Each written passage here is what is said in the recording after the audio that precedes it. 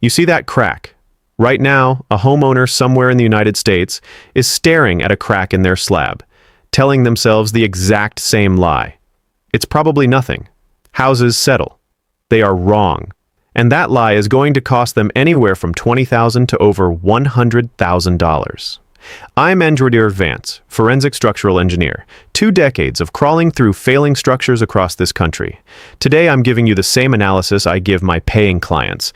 Because a slab-on-grade failure is not a maintenance problem, it is a structural emergency. A slab-on-grade foundation is a single, continuous pour of reinforced concrete sitting directly on prepared ground. No basement, no crawl space. The structure lives on a concrete platform. In the Sun Belt, Texas, Florida, Georgia, Arizona, the Carolinas, slab-on-grade is the dominant foundation type. Over 65% of new single-family homes built in the southern U.S. use it. Cheaper, faster. And when built wrong, catastrophic. When built correctly, with proper subgrade compaction, minimum 3.5-inch thickness per IRC section R506, correct rebar, and a vapor barrier, a slab lasts the life of the structure.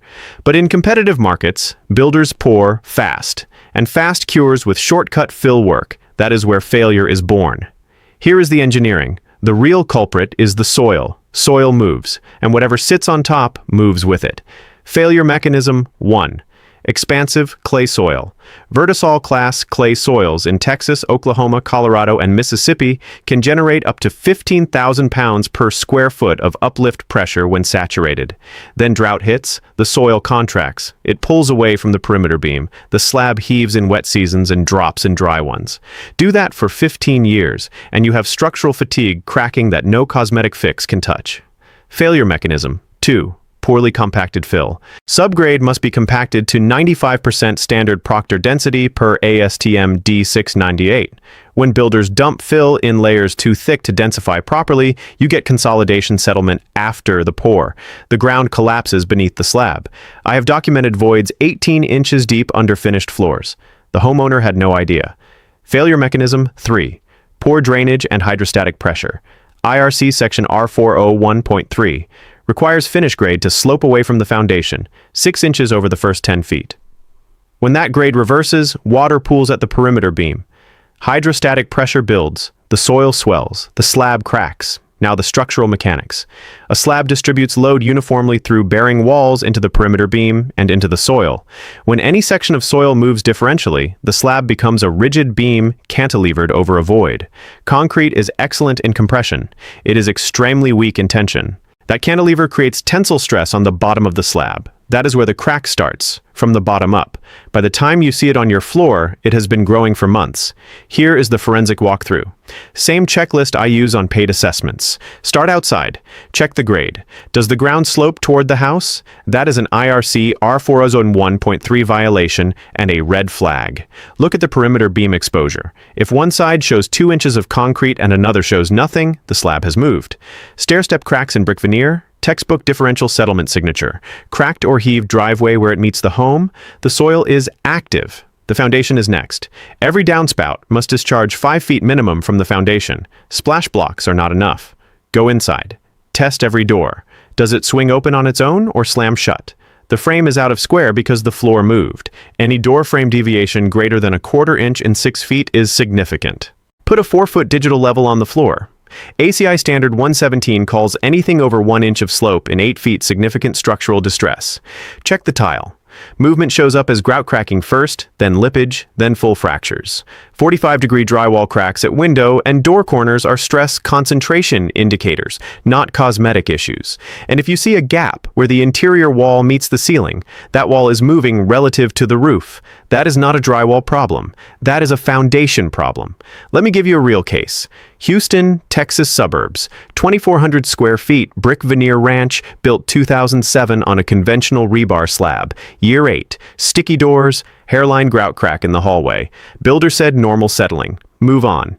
Year 12, stair-step cracking on 2 brick elevations, drywall cracks at every window corner, 3/4 inch floor slope from master bedroom to center of home. Master bathroom door would not close. Home warranty company? Denied. Foundation contractor quoted $22,000 for 18 pressed concrete piers. They paid it.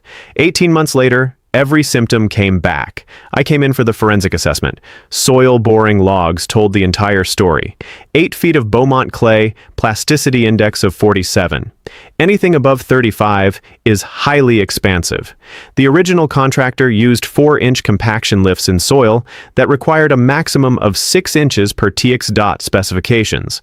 Compaction tests were never documented. The real repair, 22 helical piers to 28 feet depth. Void fill grouting under the interior slab, French drain system on 3 sides, irrigation rerouting for a foundation watering protocol. Total cost, $87,400 on a $310,000 home. 28% of the purchase price. A proper pre-purchase geotechnical assessment would have caught all of it for $2,500. Let that sit. What do repairs actually cost? Here is the full range. Mudjacking or slab lifting, $1,500 to $6,000. Good for settlement voids, not for expansive clay. Polyurethane foam injection, $2,000 to $8,000. Better for void fill, lighter, faster cure. Pressed concrete piering, $12,000 to $30,000. Widely sold, but only works if the piers reach competent bearing strata. If they don't, you just paid for a temporary fix. Helical pier underpinning, the gold standard, $20,000 to $60,000. Engineered torque confirmation at depth gives you proof the pier has seated. Drilled bell-bottom piers, superior in expansive clay because they go below the active moisture zone, $25,000 to $70,000. Complete slab replacement when rebar is corroded or subslab plumbing is gone, $50,000 to over $120,000. That is not a repair. That is a financial event. And in every single scenario, drainage correction is non-negotiable. Without fixing the water, refailure is certain. Your non-negotiable protection protocol. 5 steps. 1. In high clay states, Texas, Oklahoma, Louisiana, Mississippi, Alabama, Georgia, get a pre-purchase geotechnical assessment. Phase 1 soil boring with Atterberg limit testing, $1,500 to $3,500. The cheapest insurance in real estate. 2. Commission a forensic structural inspection, not a standard home inspection. You need a licensed structural or geotechnical engineer delivering crack mapping, a floor elevation survey, and a drainage evaluation with a professional seal. 3. Control your soil moisture. Gutters, downspouts, 5 feet out, proper grade. In Texas and Oklahoma, implement a foundation watering protocol during droughts. Keep that perimeter beam soil moisture stable year-round. 4. Document everything from day 1. Annual photographs of your floors, walls, and exterior brick, dated. That documentation becomes evidence for insurance claims, warranty disputes, or legal action against the builder. 5. See a diagonal crack at a door or window corner? Act now. Call a licensed structural engineer first. Get an independent assessment before you spend $1. A contractor who diagnoses the problem and writes the repair quote has a conflict of interest you cannot afford to ignore.